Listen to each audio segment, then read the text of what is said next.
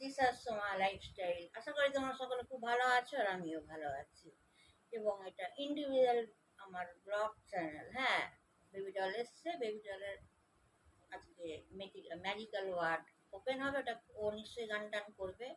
এবং এটাকে like share comment সাবস্ক্রাইবটা করবেন। আর তিলোত্তমা নিয়ে আমি আজকে কি বলবো তার জন্য আপনাদের যেতে হবে সন্তানহারা মায়।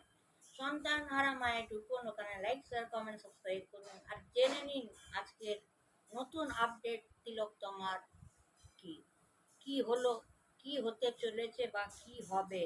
আদৌ কি অন্যায় বিচার ন্যায় হবে? আদৌ কি আমরা নারীরা সেফটি?